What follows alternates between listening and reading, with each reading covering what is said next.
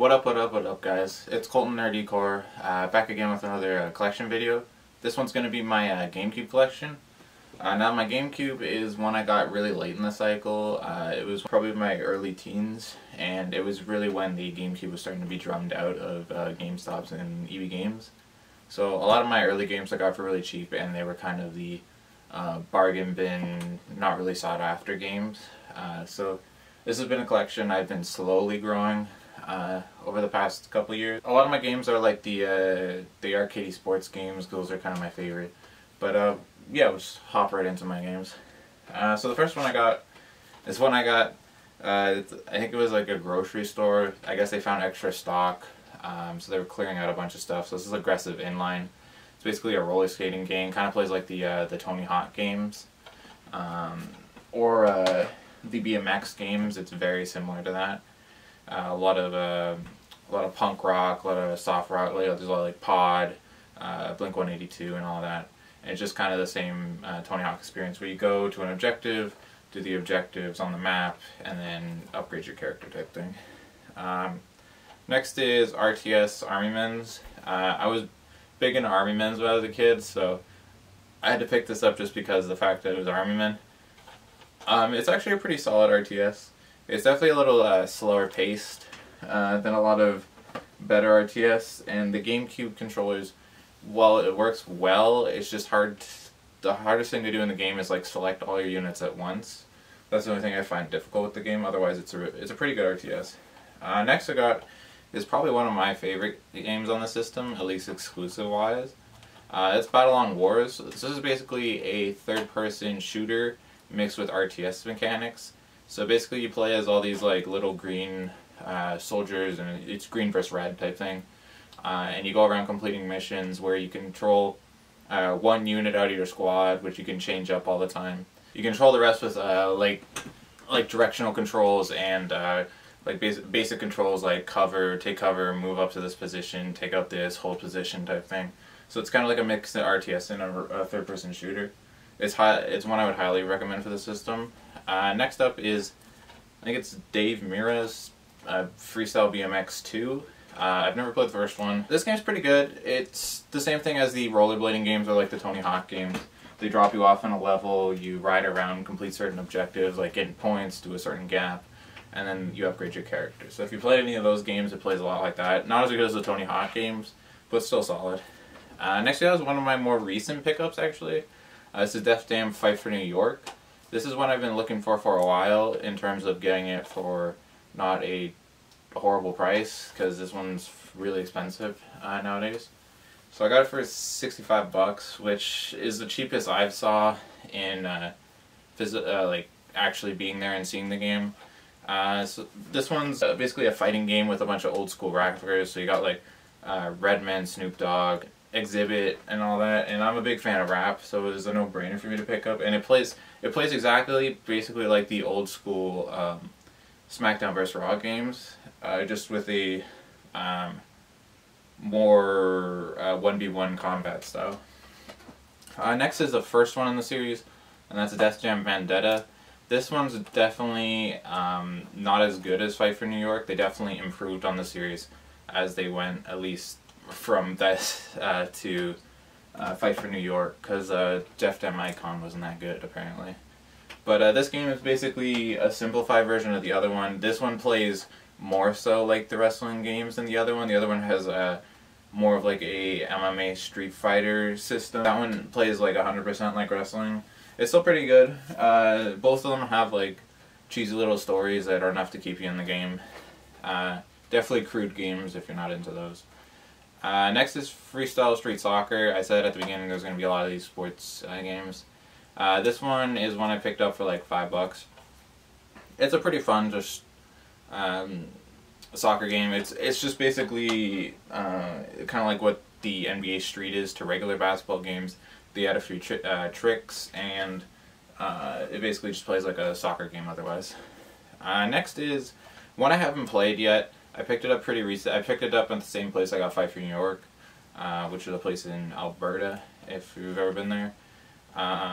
This is Geist. This is one I heard about through a lot of YouTubers. It's like a exclusive first-person shooter, sci-fi-ish or ghost type thing. A lot of people recommend it. I'm a first-person shooter fan. I'm pretty sure you like take control of people's bodies and stuff like that, so I was willing to give it a shot. Next is Harvest Moon. This is a series I tried to get into in terms of actually starting to play it a lot. I couldn't get into it, honestly. I think it's just a little too slow and a little too tedious for me. They're definitely good games if you're into like the simulation style games. It's just that was my attempt to get into them, and I couldn't get into them myself. Next is Legends of Wrestling. I was big into wrestling as a kid, so I picked up all the wrestling games I could find as a kid. This is one that was kind of just like a bargain bin half off version of a regular wrestling game, which are like the WWE games. This game's not that good, honestly. The fighting is really stiff, and the counter mechanics don't really work too well. I would only pick it up if you're like a big fan of wrestling. It has a lot of like notable characters and stuff like that. Next is the Metroid Prime games. I don't have the bonus disc that it came with. I just have the single one because I picked this up way later and it wasn't brand new. This game is a pretty good game. It's like a puzzle first-person shooter based in space. Most people know about that game. It's definitely one I would recommend for the system. I don't think I've ever beat that one. I got like halfway through, and then something else came out, and I was focused on that. Next got is one of the like crappy movie tie-ins that you get when you're a kid, and that's Monster Hunter. No, Monster House. Sorry. It's basically a third-person shooter with some. You just follow the story of the movie. The voice acting's okay in it. That'd be the only plus. Next is NBA Street Volume 2. Now these are definitely the best basketball games out there. There's Volume 1, Volume 2, and then there's NBA Street Home Court, which is on the PS3 and Xbox 360. I would definitely recommend Volume 2. I think it's the best personally out of the ones, because there's a lot more character customization and a lot more fleshed out modes. So I would definitely recommend picking up Street 2. It's like 3v3, and it's very fast-paced, a lot of over-the-top moves, and a lot of like ankle breaking. It's the same thing with like this game right here. Kind of the same style where you can build up like meter based on how stylish you are with your plays, and then you can bust out some like crazy moves. They're called game breakers. And these games are both over-the-top, super fun, fast-paced versions of their respective sports. I prefer the street football ones myself. Next I got is Outlaw Golf. This game is one I picked up because, as I said before, I'm a huge Hot Shots fan. So anything that's kind of like Hot Shots, I try to pick it up to play. This one's okay. I don't really like how they do, like with a regular Hot Shots game, you do like the Mario Golf ones. You do the press A, press B, and I'll do adjust your power and swing. This one, they want you to use the stick, so you basically flick the stick in the direction that you want the ball to go and with the power, and it's very hard to get used to. I don't know if it's just I'm not good at it or the controls are bad. The controls are bad, so I couldn't get into it that much. Next is Rampage. I think this was recently made into the movie with The Rock or something like that. Never watched it, but the game's really good. This is a take on the classics. I think they were on the PS1, if I'm not mistaken. I'm probably wrong there. But this is basically, you play as a giant monster, go around punching buildings. That's basically sums up the game. It's really fun, great co-op game if you're into co-op. Next game is Shrek Super Slam. This is basically their take on a Smash Bros-esque game. It's just basically Shrek characters and you fight. It's kind of fun. There's like a story challenge mode where you do different objectives or fight certain amount of enemies or something like that. It's okay. It's one of the better movie time games I've played. Next is my favorite game of all time. It's SSX 3. This game is awesome. It's a snowboarding racing game where it's the smoothest feeling snowboarding game I've ever played. The soundtrack's amazing. Characters are cool. There's a lot of customization. There's a lot of replayability because you can level up each character through the same story mode, which has different variations based on the character. They all have crazy customization items. The tricks are cool. There's tons of tricks you can add and to make your own like kit of tricks and stuff like that. The racing's fluid. It's definitely, out of any games I have on this, that was the one I would recommend the most. Next is another one in the SSX series. This is SSX On Tour. This is definitely still a good game. I would definitely say it still keeps up with SSX3, but it's definitely not as good. This is kind of the last of the old school style of SSX games. I know there was a newer one released on the PS3, which I have. It's a lot more fast paced and they tried to go for more of a realistic setting. These ones are all based in like tournaments and stuff like that, which I like way better. And if you get on the GameCube, you can play as like Mario, Peach, and Luigi, so that's kind of cool. Definitely not as good as 3, but still really good.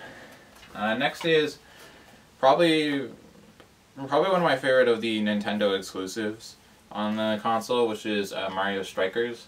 This is a really fun soccer game.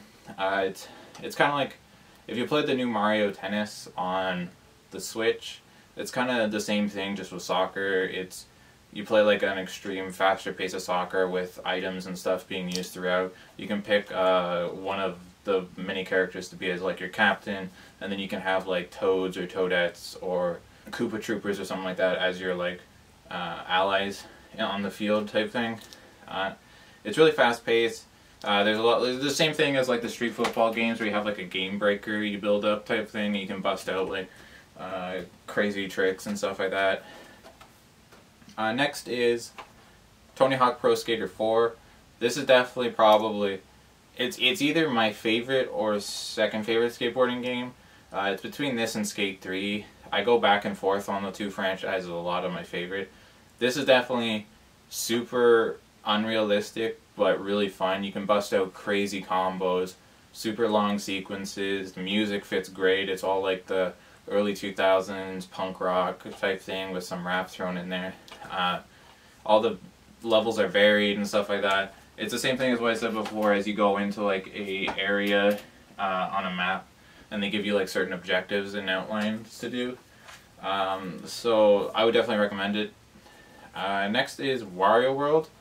This is one I picked up, I think, at a flea market a couple years ago. It's like a platformer version of... It's basically like Mario 64, but Wario and not as good. But it's still pretty good.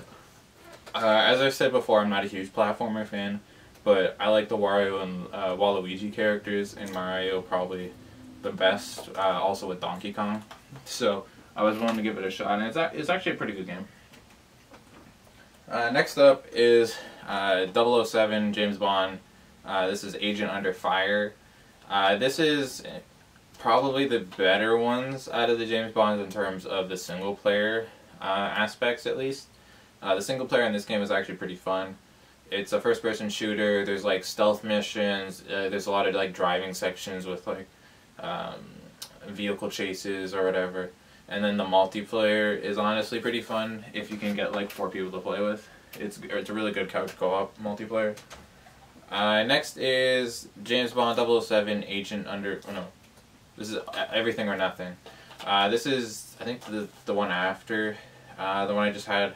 It's not as good in my opinion, but it's still roughly the same game, just with a slightly different story, and the multiplayer is a tad bit different. I still prefer the other one. And then my last one is one that I just picked up. This is Swingers Golf. This is just another golf game. Again, Hot Shots fan, so anything roughly close to Hot Shots, I try to pick up and give it a try. It was $7, so I said, why the hell not? So yeah, that's basically my GameCube collection. It's not huge, but it's definitely a system I play a lot, especially with like the SSX or the Fight for New Yorks or the street football games and stuff like that. So thanks for watching. This will be my second last collection video in terms of my individual collections, because a lot of my collections I have like smaller collections that have like maybe 10 to 15 games in it, so I don't think it's worth making a whole video over. The last one will be my PS3 collection video, which will probably be split into 2 or 3 parts. Or I'm just going to do a highlight overview of a lot of my games, because that's That's my biggest collection with like 100 and something. So that'll be my next video. And make sure to subscribe if you can. It helps me a lot with being a smaller channel. Getting any views and all that as I can is awesome. Thanks for watching, and remember, everybody has some nerdness at their